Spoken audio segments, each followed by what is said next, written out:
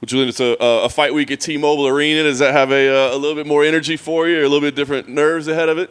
Not necessarily nerves. I really don't get nervous about things too early on. It'll be a bit different when I'm there, and I'll feel that energy. But I think it's going to be a good thing.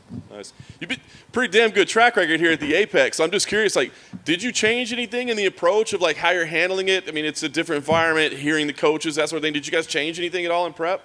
No, not necessarily. I think with the Apex, it's just been, I think I was doing good in the Apex because I was kind of at the end of my rope with, I was kind of like do or die for, with the Sean Woodson fight and even the fight after that. And so, and then losing, in between, the 5 fights that I had, it was, I kind of felt maybe a little bit of the desperation to just, go out there and show up and showcase what I can do. Have you been trying to sneak a peek at Hakeem's weight or anything this week? Get any reports on how he's doing? No, man. I live here in Vegas, so I'm not even at the hotel. I don't even care. He's going to do his thing, and I know he's going to show up. He's a bit, he's only 5'8", so I know his weight's going to be fine. I seen him here last time because we both fought on February 5th, and he didn't seem like he was cutting hard weight, so I expect him to make weight. I'm going to be here. I'm going to make weight, and so I think that's all going to be smooth.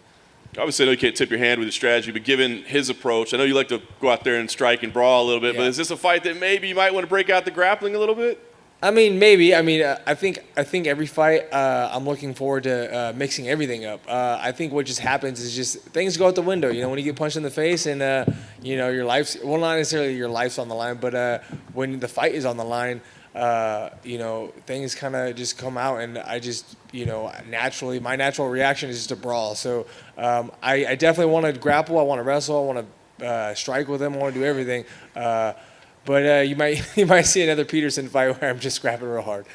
Obviously you want to go out there and win every fight, but is this one some kind of special meaning? I don't know, exercising a demon of the last time I was there, it didn't go so well. Is there something to that in this fight? Yeah, for sure. Last time I fought the T-Mobile Arena, it was, forever ago, and Diaz was the main event, short notice against McGregor, and he shocked the world. So maybe that can happen again, but it just seems like it's a little bit full circle, So, and it's nice, I've had a bit of practice since the last time I was out there, and so I feel like I'm a bit more comfortable. I was a young kid, in the fight game and a bit naive, and the first time I fought there, and so it was, the lights got a little bit to me, but like I said, I got a little bit more experience now, and I feel like it's going to be a bit better for me there. Nice. Last thing for me, you kind of touched on it there, but I know you're worried about your own result, but any shot you might be like a Nate Diaz good luck charm or something? I mean, you were on the card last time he shocked the world. Yeah, for sure. Maybe it'll happen, and I think everybody's kind of rooting for him a little bit, just in the underdog sense. Julian over here. Yes, a lot of these fighters that they've pretty much only fought in the Apex the last few years, and when they go into the crowd, they kind of downplay the crowd's involvement. But in terms of the size of the octagon, you're a guy that you move a lot in there. Yeah. You're back and forth. Does that play any factor, having more room to work in there? Yeah, for sure. I mean, I remember the first time I ever fought in the big UFC octagon. It was it almost seemed like a football field. It was huge. It was this is insane. But also coming from a lot of guys on the regional shows. You're fighting in an even smaller cage in the Apex. So, transferring from a small cage into that cage is a bit much. But, it's nice. I train at Extreme Couture, and they have both size cages. They have the big octagon size, and they also have an Apex size. So, it's nice. I can use both of them and kind of get adjusted to that. He obviously comes from a very high-level Muay Thai background. Yeah. So how would you compare your striking to his in MMA? Definitely a bit more scrappier and dirtier. I'm not as technical as he is, for sure. But I think I've given technical fighters a bit of a issue with kind of being a bit dirty and making it dirty. I fought Mehdi Baghdad in the Ultimate Fighter House, and I won that fight. And he was a world champion Muay Thai guy and or kickboxer or whatever it was. And I think I did that with my unusual, unorthodox style.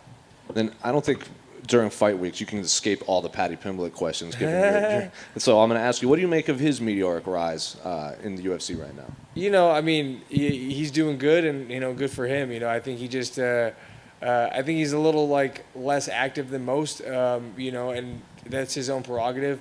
And I don't have any kind of resentment or anything towards Paddy himself. When I fought Paddy, I was a bit more upset with the whole situation of his manager was also the promoter of the show. I didn't even actually see him officially make weight. He was over a couple of pounds, and they said he was going to go cut the weight and come back and make it. And I ended up leaving because I just, it had been an hour and a half, and I wanted to go eat. So I didn't even see him make weight. Just like small things like that kind of just got to me. But if I was in his shoes, I'd probably be doing the same thing. I would take advantage of everything that he was taking advantage of when I fought him. What do you make of the fact that he says he's like 200 pounds, right? He's fighting at lightweight. Man, I get it. I understand it. When I'm out of camp, I get pretty big. I'll get to like 180, 100. I've never been to 190, but I've been, mid 180s, and I get it. I understand it. You diet. I think he said he had some sort of like eating disorder because of fighting, and I understand that. But you got to rein it in a bit. If you want to be active, you want to not walk 200 pounds and have to cut 45 pounds every time. Or not necessarily cut 45 pounds, but eventually get down 45 pounds within a fight camp, because then it becomes a fat camp. Hey, Julian. Yes, sir. Do you have a favorite Juicy J song? You know what? I came up with the nickname Juicy J before I even knew there was a Juicy J from 3-6 Mafia. But 3-6 Mafia has a song with Project Pat called Chicken Head. And I really like that one. So I would say that's probably my favorite one. Thank you. Yeah, of course.